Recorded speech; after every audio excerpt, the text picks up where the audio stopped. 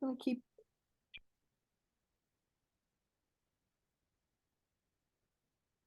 Here we go.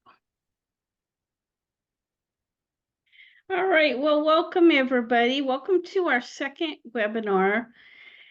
This is module 6, which is communication skills. And obviously good communication skills are not just necessary, they're really essential.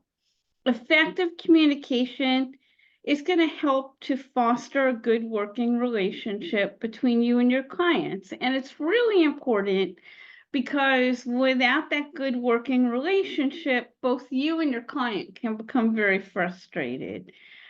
You're not going to get anywhere. They may stop communicating with you, and that's not going to help you or them or the pet. Now, do keep in mind, though, that sometimes there is not a great fit in terms of the way you're communicating, and you may need to get somebody to kind of intervene, or somebody else that can kind of help you.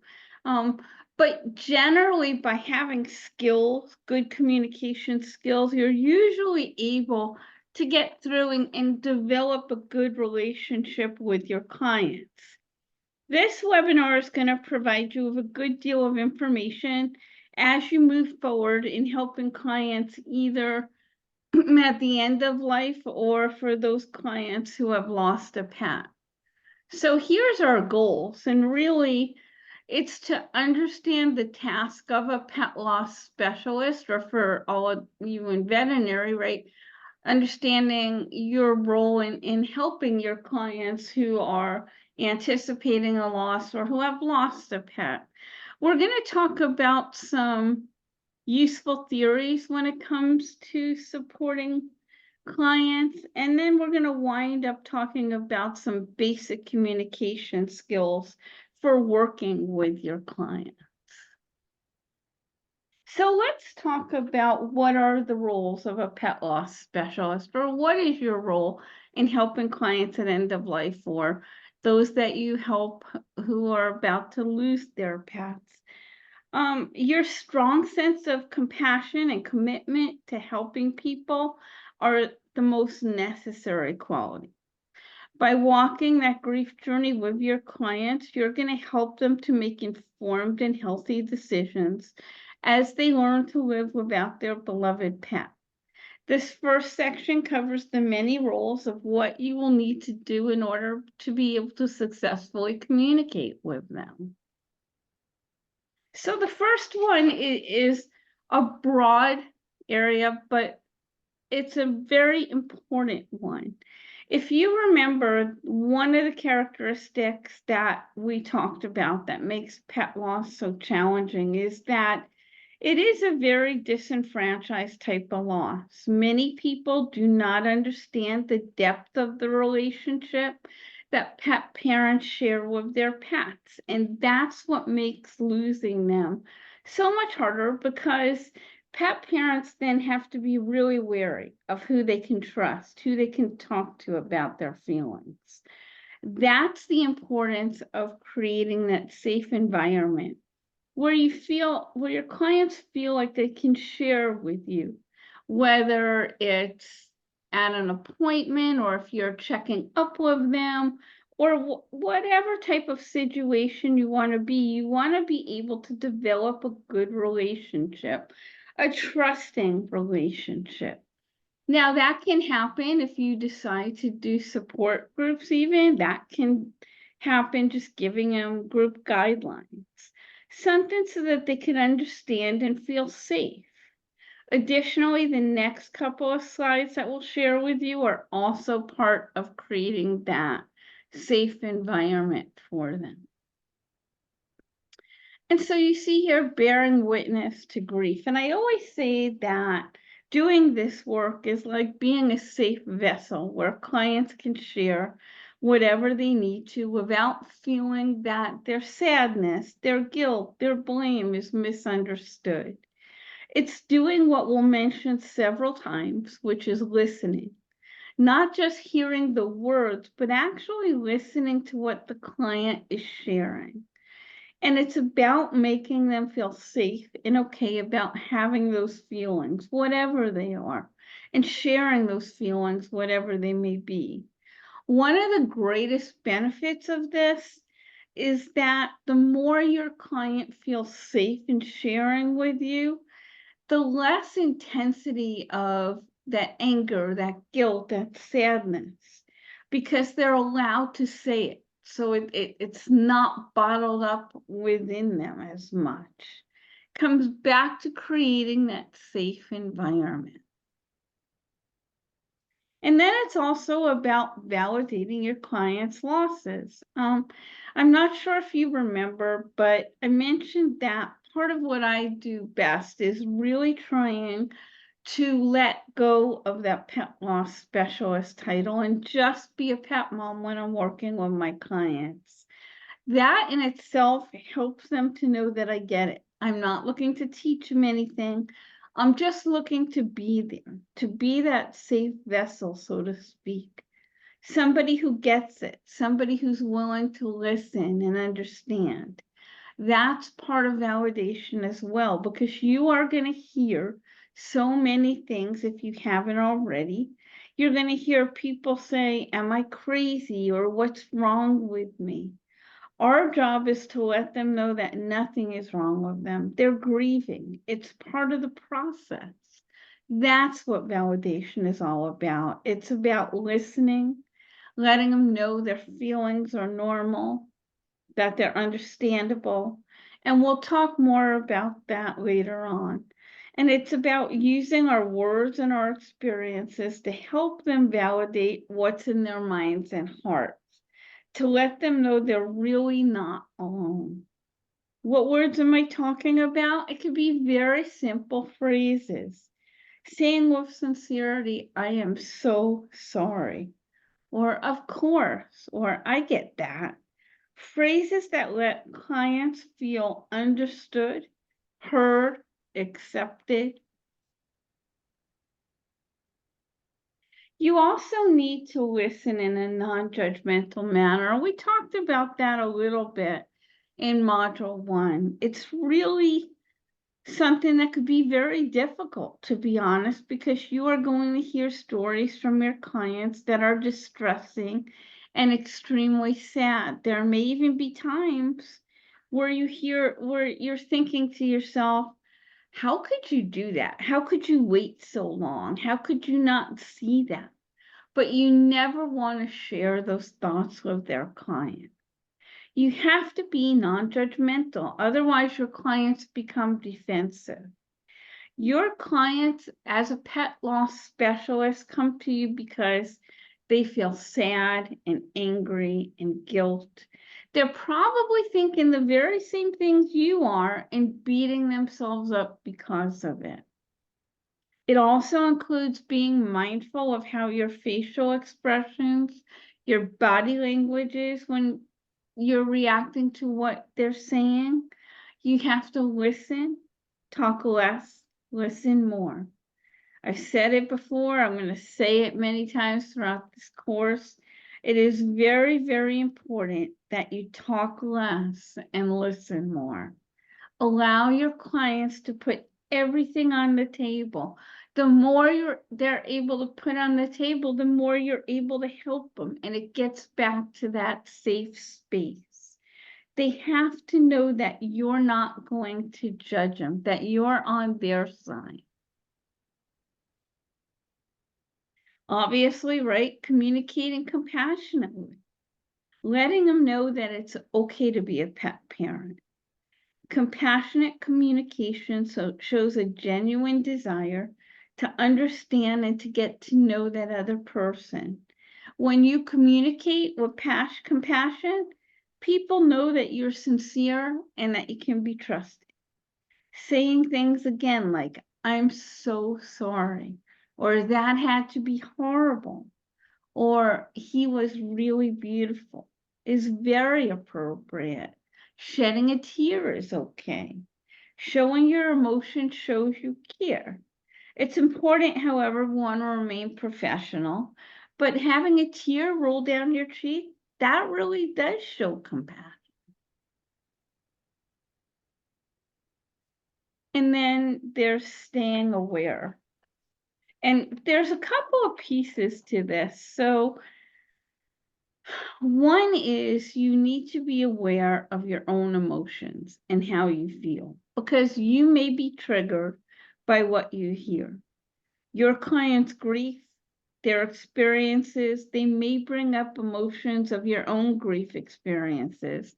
That could be very emotional. That's why, I mean, in module 5, you all shared your experiences of your own losses and how it affected you, whether it be it guilt or anger. And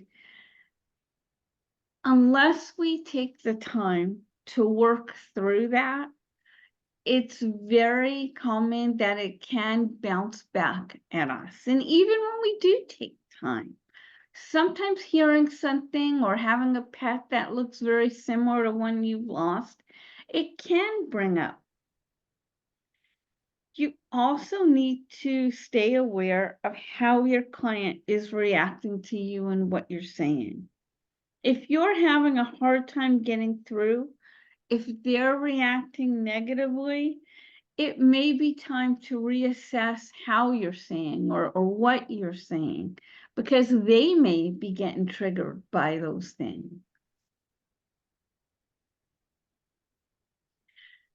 That's similar to what I just said. One of the most challenging things about pet loss is that you are never going to find two people who will go through loss the same way, even if they've lost the same pet. I can't tell you the number of couples or families that I've worked with, and even though they love the same pet, they grieve differently. Why? Because they're different people. They have different personalities, they have different grief histories, different relationships with the pet. There's definitely some coping strategies that works for most people, but you are going to run across challenging clients where you're going to have to be more flexible, more creative in what you say, how you say. And that's what we're talking about. Flexibility is really working without expectations and with some vulnerability too. You're going to have to be able to say, geez, I'm not sure that this is working. What do I have to do? And kind of reassessing it and not thinking that anything is wrong with you or anything's wrong with your client because it's not working. It just means that there's something that's stopping it. It's not you, it's not them. I think that part of it too, at least for me, is really that we have to constantly be learning things about grief, about anticipatory grief, about pet loss, because the more tools that you can put in your grief toolbox to help people, the more you're going to be able to help them. And there's different books or articles that'll come out. I'm always reading things. Doesn't have to be particular to pet loss. There's a lot of good information just on grief that we can also pull from. That's what I'm kind of talking about here, right? Is realizing that you don't have to have all the answers. We don't have to reinvent the wheel. There are a lot of good resources out there on grief and pet loss, books and articles, as I mentioned. And it is our job to share that information with our clients too. With my individual clients and even my group clients, every one of them gets a bibliography. They get a coping strategies handout. They get a very good article on guilt that I have. When I do my groups in person, which I'm doing more and more of now, every client will sign a group guidelines handout. I have rack cards for different topics on children and pet loss, memorializing your pet, anticipatory grief. We have different articles that we publish, and there's always articles that apply to specific clients. If someone is facing anticipatory grief, I always give them the pledge from the heart, especially when they are in that deep grief fog. It's good to have things in writing, something that they can refer to, something that when they're having a hard time, when they're really in a lot of pain, they could look back on. But you don't have to come up with all of that yourself. Take the time to read things, to look at things, to say, yeah, this would be something that I want to share with a client. And you'll see that it'll really make a difference. So I'm going to stop the share just for a second, but I want you to think about, geez, I don't know why this computer's doing this. Okay.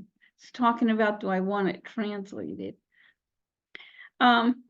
So things like creating a safe environment, or bearing witness, or listening non-judgmentally, or staying self-aware, communicating compassionately, being flexible.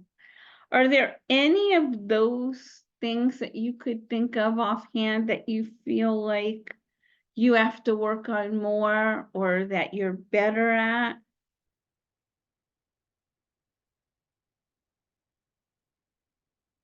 Amanda, what about you? Is there anything in here that you feel like that's something you could really improve on, or something that you think you do really well?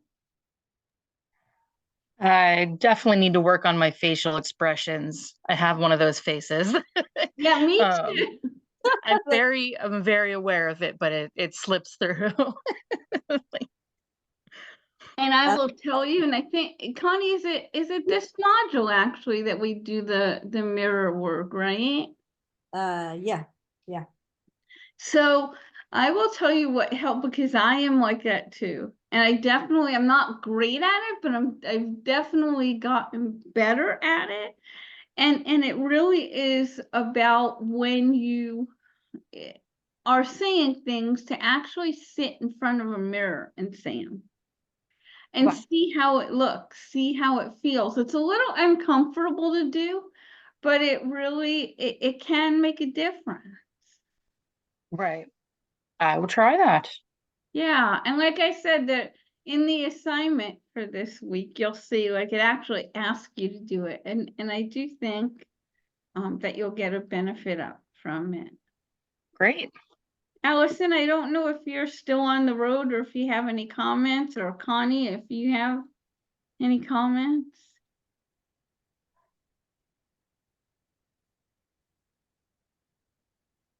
I think she's still driving. He must still be driving. No, other than they told us right off the bat in our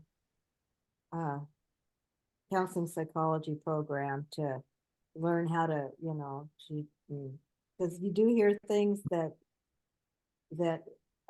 make your eyes Yeah, yeah. you don't realize you're doing, and the whole body language thing. And that's the thing too, right? I mean, it's not only like, and I, like I said, I had to work on my face, you could see it, but even all of a sudden sitting like with your arms crossed, right? Or your legs crossed, or you won't look at the person, and you may not think about it, but it does make a difference. All right, well, let's get back to it then.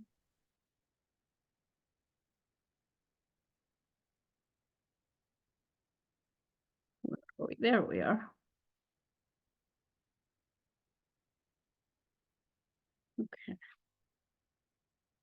Okay.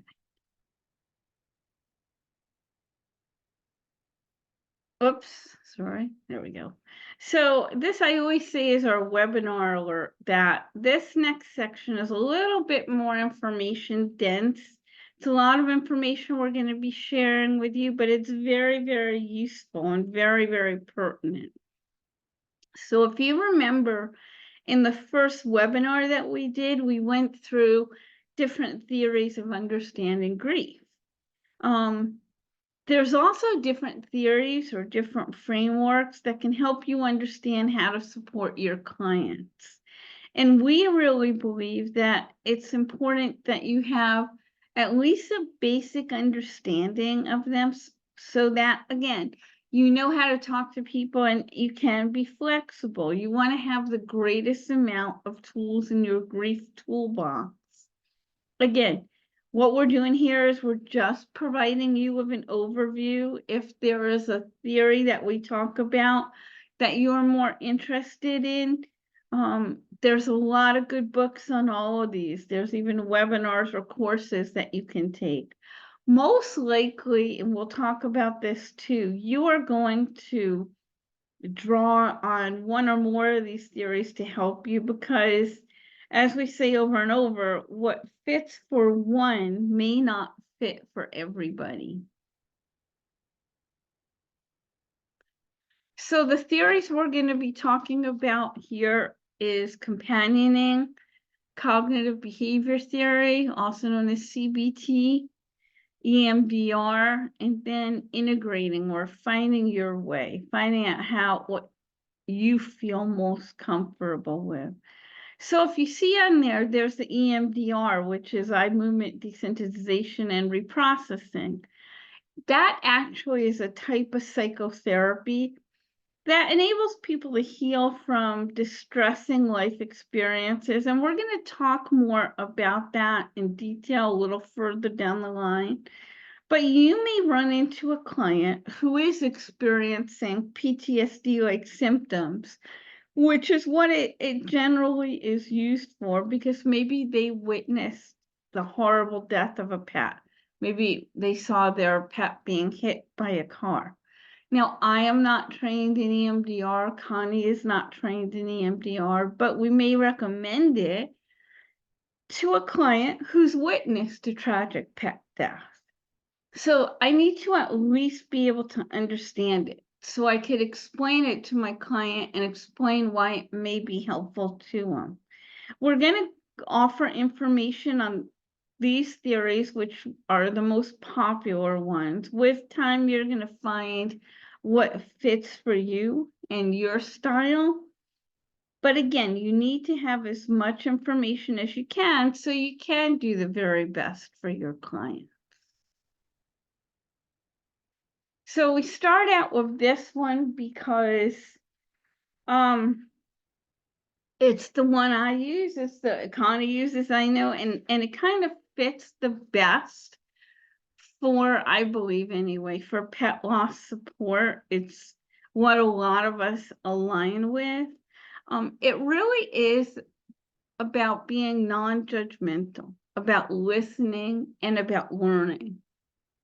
So when I explain companioning to people, I always say I'm not dragging the client down that grief route. Instead, I'm walking alongside them. I'm listening, I'm caring. Companioning is really about being totally present to the mourner. You learn from them, you observe them. They're going to give you the answers you need to help them. They may not realize they're doing it, but because you're paying such careful attention, you'll be able to see and get a better idea of how you can help them. In companioning, you provide that safe space that we talked about, so they can embrace their feelings and be totally present, and you can be totally present to your client and to the pain that they may be going through. This slide has a lot more about what companioning really is. It is not the same as counseling. It's a little bit different. It really is about learning, not teaching, walking alongside them, listening with your heart. You're not analyzing them. You're just listening and feeling what they're saying and being with them. With companioning, there is no reward for speed. That's something that Dr. Wolfelt says all the time, and he's the one who developed this. You sit, you listen. There may be times of sacred silence. Sometimes there's just no need for words. Sometimes people just need a place where they could be sad and cry without any judgment. And with companioning, that's what you offer. You want to help people, whether again they're dealing with anticipatory bereavement or loss.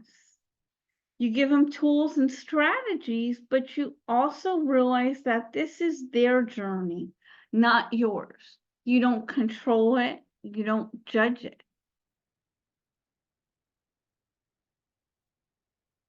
Here you see a little bit more about it. You really don't take away their pain. You're not there to fix them. You're not responsible to end their pain. You're present to their pain, and you actually allow them to be in pain, because by working through that pain is how they begin to heal.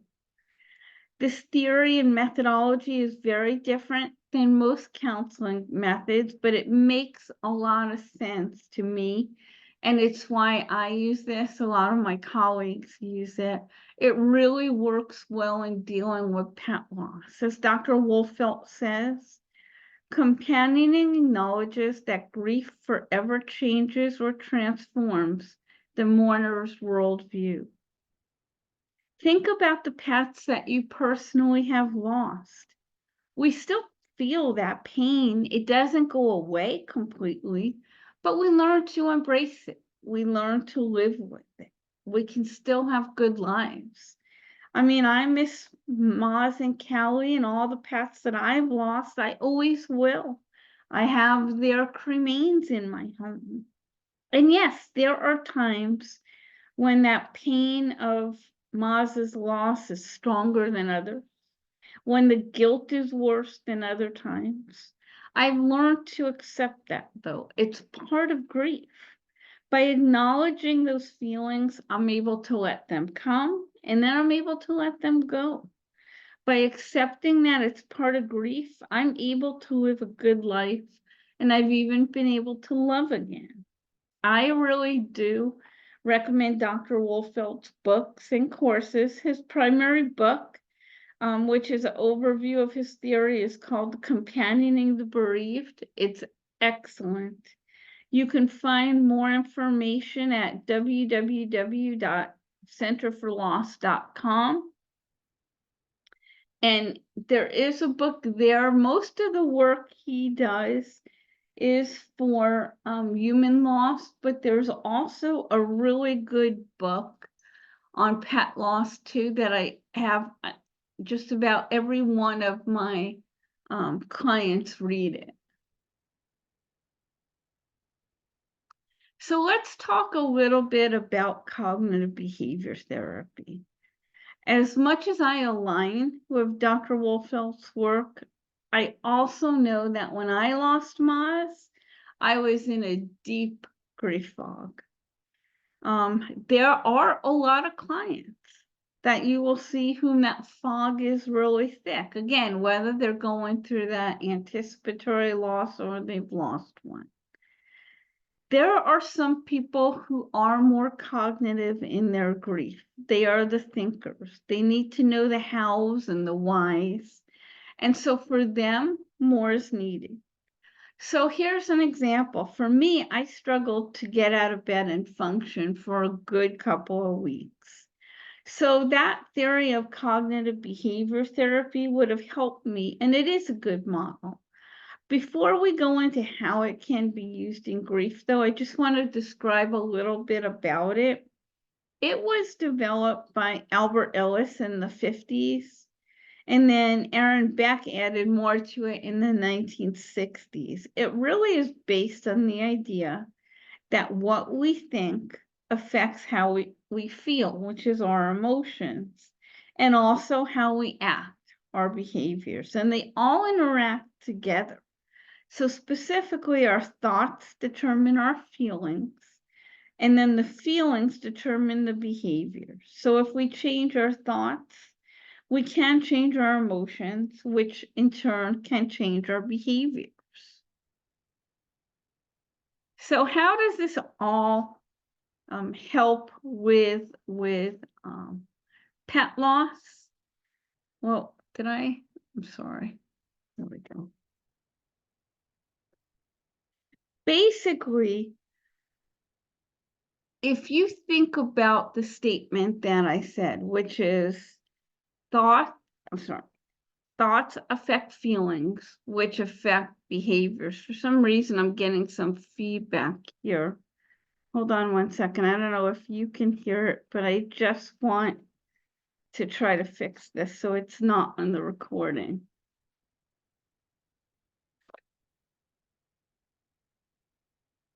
Okay.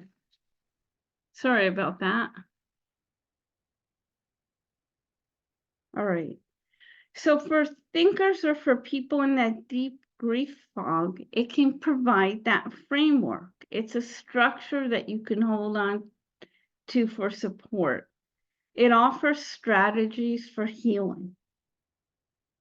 So you could have somebody like me who says, you know, I'm never going to get better. I'm never going to be able to heal from this loss. Well, what does that do? Well, thinking that is going to make me feel sad. And what happens then? I may not be able to function. I may not sleep okay. I may not eat okay. I may not want to get out of bed. I may even wind up getting sick. There is a lot of research that shows us that grief does affect us physically as well by affecting our immune systems. But what if we were going to look at that in a different way? What if we were to say, well, you know, the other people in the group are healing, so maybe I can too.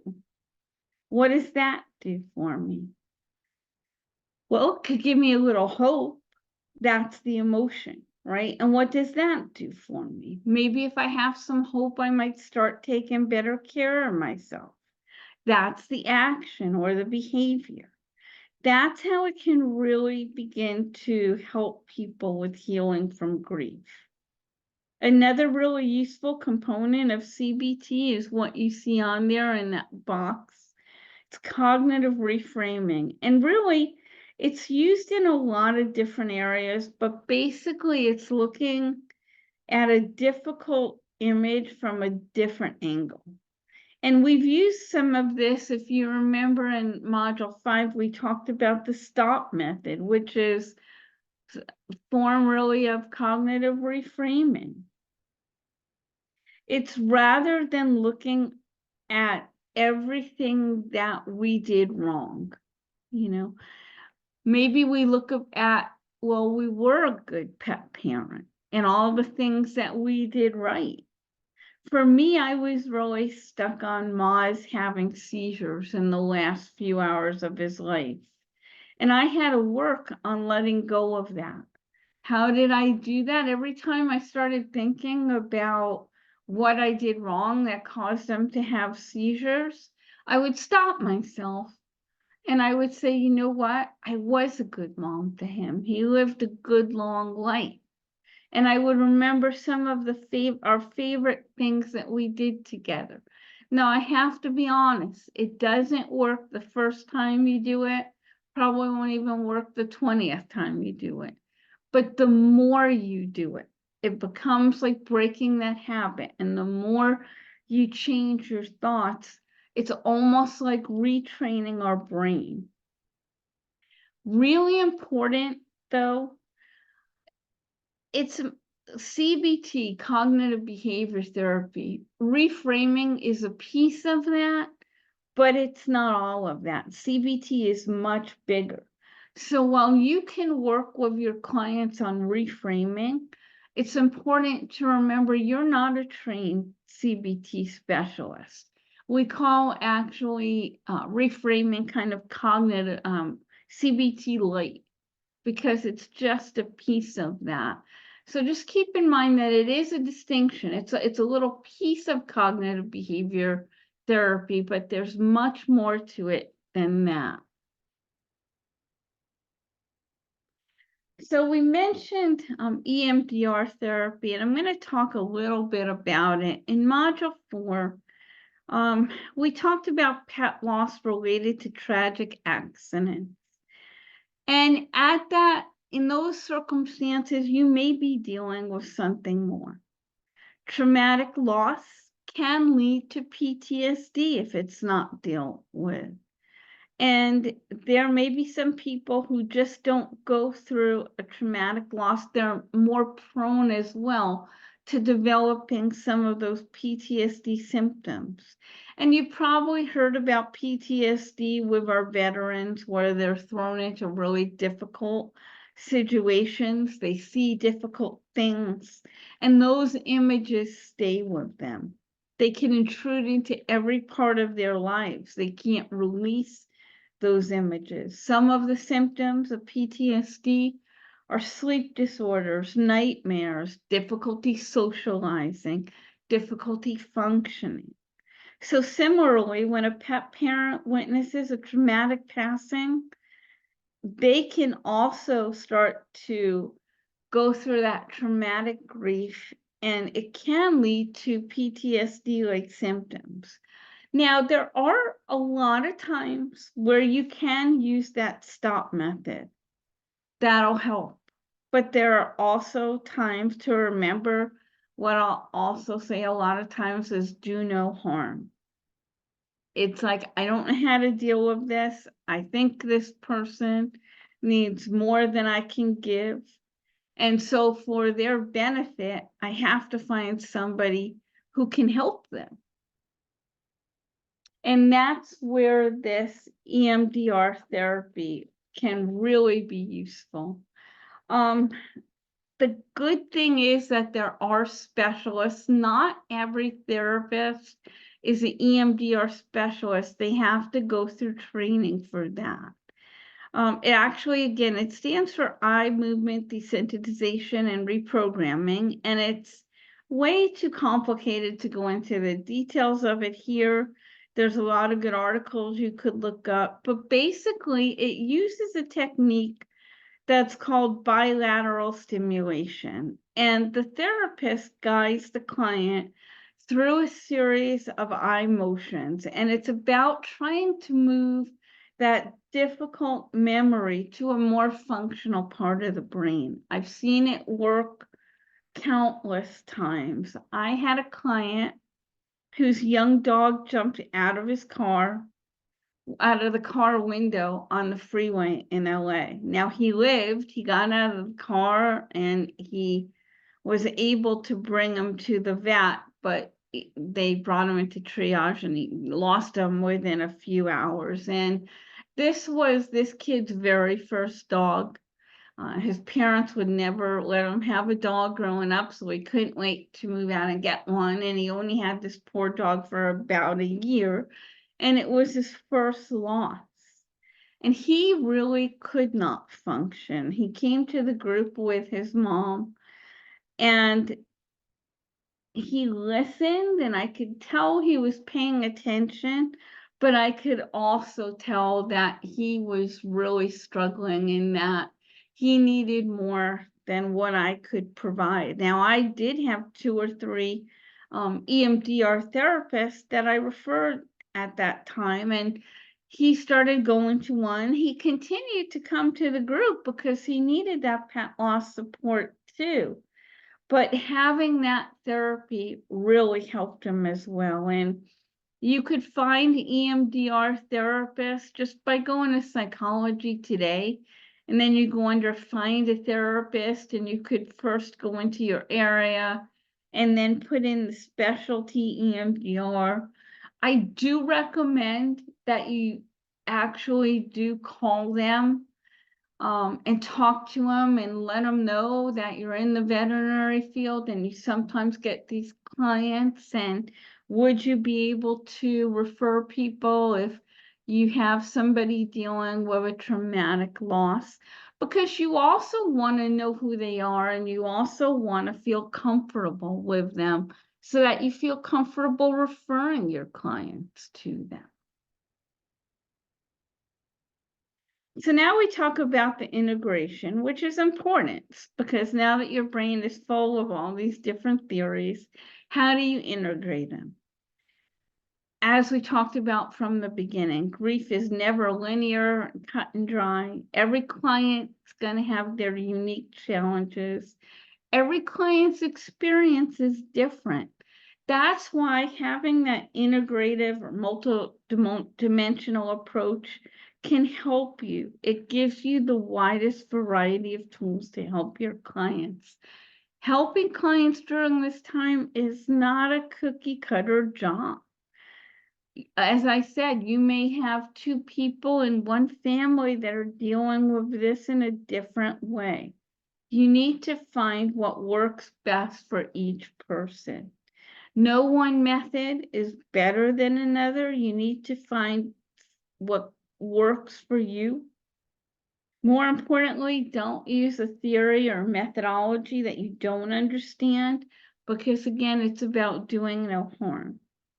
So if there's one of these that feels right for you, taking the time to learn more about it, at least having an idea about what all of these are, and so you know what might be able to help people, it's going to make a difference. It's going to make your job easier, and it's going to allow you to help your clients.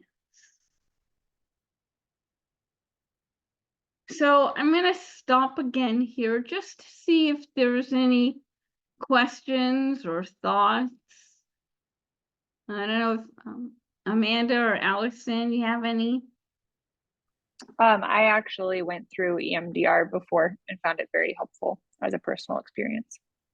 Yeah, and how did you find it? I mean, did you find it helpful or? I did, yeah, it did help. But it was many years after the original event originally. So. But it was still able to help you though. Yep. Yeah. Very much so. Yeah, again, I've like I said, I've referred a lot of clients over the years to that therapy and found it really made a difference for them too. Amanda, do you have any thoughts or questions? No, I'm good. I'm sorry, I couldn't hear you. No, I'm good. Okay. Connie, what about you? Anything you can share with? No, I'm just glad that EMDR helped you, Allison. It really is an amazing therapy when Yes. it's like waving your fingers in front of your eyes or tapping it just like, what? Yeah. Yeah, right. I mean, and again, you went thinking. And Connie, you did mention tapping and I know that's become more popular too, and a lot of people have said a lot of good things about it. Yeah, that's something you can do on your own. You don't need to. Yeah. But I think, aren't there specialists who are actually trained? I think my client went to one, that's why I'm saying. I think you can actually get a certification in that too. Yeah, yeah, you have to know the spots. It's not just anywhere on your body. You have to know the spots. Yeah. Okay.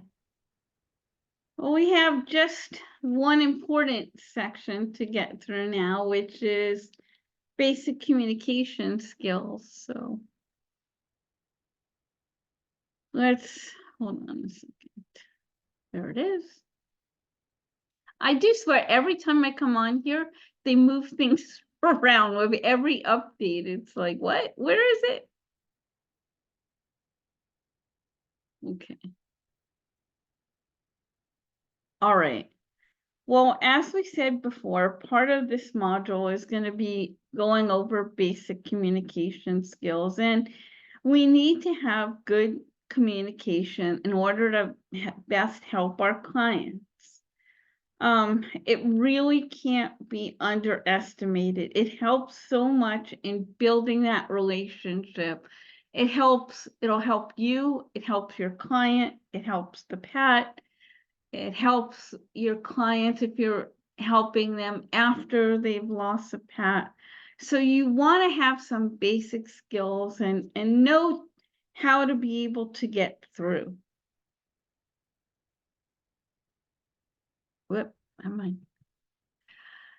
So when we talk about basic communication skills, it really is just not about speaking, but really that ability to listen. It's often said that a lot of times we'll hear the words people are sharing with us, but we're not actually paying attention to them, to the feeling behind the words. And that's where active listening comes in. And active listening is important not only in helping grieving clients, I mean, it really is important in your day-to-day interactions with your colleagues, with your staff. Active listening is being really present. It's to not just the words, but the meaning behind the words. There are probably, as you see, about 10 different active listening techniques that can help us. We're just going to go over a few of them, though. Active listening, again, is both verbal and nonverbal techniques. So when we talk about the verbal part of active listening, there's a couple here that really help in terms of having clients either at that anticipatory or after they've lost a pet. And the first one, it's some people call it clarifying, others call it paraphrasing, but it's showing that you're paying attention to what your client is saying by asking questions to confirm the intent of what that person is saying. So you may want to use something like, so what I hear you saying, John, is, and then you repeat back. It doesn't have to be in the exact words, but, paraphrasing it, shortening it up, just so you're getting the intent in there. The important thing about this is that not only does it let your client know that you're hearing what they're trying to say, but especially in stressful situations, if you have a client come in with a very sick pet, or if it's an accident, or if they're about to lose their pet, right? Or if they've lost a pet, a lot of times they're not thinking clearly, they're not speaking clearly. And so they may want to say one thing, but the words aren't coming out right. So by you saying, what I hear you saying is, it gives them a chance to stop and think about, is that what I want to say? Something else that can be really helpful is what we call minimal encouragers. And minimal encouragers are, as you see those examples, for instance, can you share more on that? And again, even if you're dealing with a client whose pet is still alive and you need to get more information on what's happening with that pet, sometimes you can, again, so for instance, can you give me an example of that? Can you share more information on that? A lot of times, especially again, when clients are stressed out, they may not talk a lot. They may not, if they feel like, oh, you're just, not to say anything wrong, right? But you're not going to understand because you're a veterinarian, or you're not going to understand because you're in the veterinary world. And we have had clients say that to us, not all of them, but sometimes. Sometimes by them hearing that you want to hear more, it does show that you really do care, that you're trying to help them, and if their pet is still alive, and that you want to be there for them again. We also talked about a part of active listening is nonverbal, and I know we were all sharing about our facial expressions, which is something that, and I think it was Amanda that said it, and I do it too. I really have to work on that. But it's not only facial expressions, again, it's that open body language. It's encouraging gestures. Dr. Wolfelt, and I don't think I talked about this, but a lot of times we have a tendency as people are talking, we'll be nodding. And that does show people you're listening. But if you do it all the time, he always talks about it's like the bobblehead doll effect, right? Because it's not as effective. So there's nothing wrong with nodding your head from time to time, but when it's appropriate. But even things like having direct eye contact. In terms of touch, again, you want to be careful, right? A gentle touch of an arm or a shoulder during a tense time, an anxious time, it can mean a lot. Don't be offended if somebody like backs away from it. You know, again, we don't know a lot of who these people are. It's nothing you did wrong. That being said, we have this caution about giving somebody a hug. And I'll admit, I am a hugger, right? If it was up to me when I do my groups, I would have everybody stand up before they leave and I'd give them a hug, because that's how I like to show that I care, or part of it. Not a lot of people, especially in these days, are comfortable with that. I think, again, and I was reading this, and it's been about 6 months or so, how things have changed after COVID. There are some people that aren't even comfortable doing handshakes anymore. So you just have to be careful with it. There's also a couple of additional verbal techniques that we're going to talk about here that are outside of the active listening piece of it, but they're very useful. And one of them is normalizing, which is really just giving credibility to your client's thoughts and feelings, their experiences, by letting them know that their responses are understandable or normal. So you see one here. It's understandable you feel this loss is harder than anything you felt before. You had a really special relationship with Fluffy. It allows them to, you know, or if they're crying, of course you can't stop crying. Fluffy's a big part of your life and your heart. Saying something like that can really mean a lot. And as I said, it doesn't even have to be like this big statement here. Sometimes it can just be that, of course, or that's understandable, or I get it. And then, speaking of I get it, then you can, if appropriate, do what's called self-disclosure. And self-disclosure is, and the key here is briefly. Sometimes briefly sharing a personal experience of loss can be helpful. It can help your clients feel less alone. That being said, it's incredibly important to remember not to shift the focus away from your client and onto yourself. So again, here's an example. I can relate to your pain, Joan. I remember how painful it was when I got the cancer diagnosis with Scotty.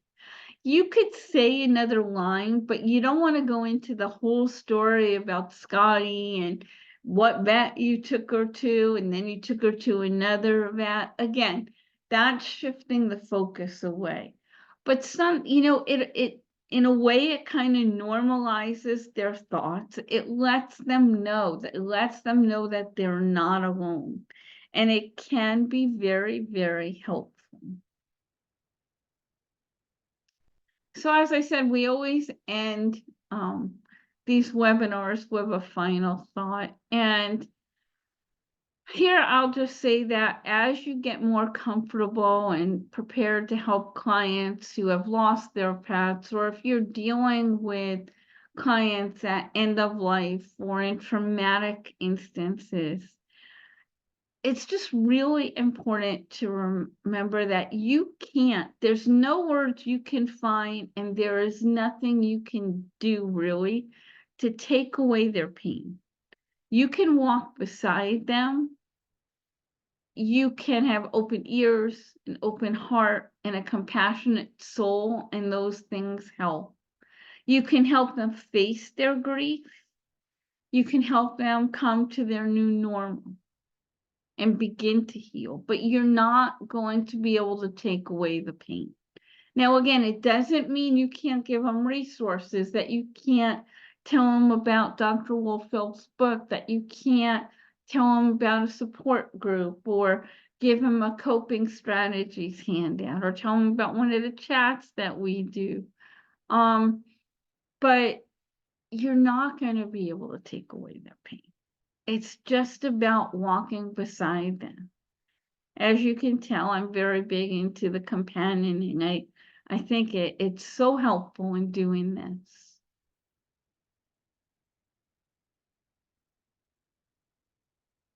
So, does anybody have any questions or thoughts? Either Amanda, Connie, Allison? No, I enjoyed this session today. Thank you. Thank you. I hope you found it helpful. I did. Yeah. And so in this assignment is a little bit different. I don't know if you took a look at it or not, but it really kind of allows you to think about how you would help somebody. So it's good experience. You don't have to do an interview. It's really about kind of putting yourself in that place of being a pet loss specialist and thinking about how you would help somebody based on the information that we share. Okay. Okay. If you have any questions, don't hesitate to reach out. Just send an email, and either myself or Connie or Ann or Sharon will be able to get to you.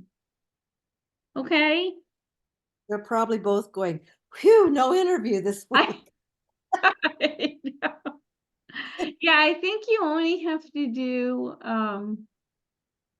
well, there's one, and then there's and that one can actually be done on your own experiences, and then one can really be done also on the other one also can be done based on your own experiences. Yeah, so the majority of the interviews are over. All right, well, Connie, if you could stay for a moment, and then have a good evening, and don't hesitate to reach out if you have any questions. Great. Have a good night. Thank you. You too. Hold on, Connie, let me just.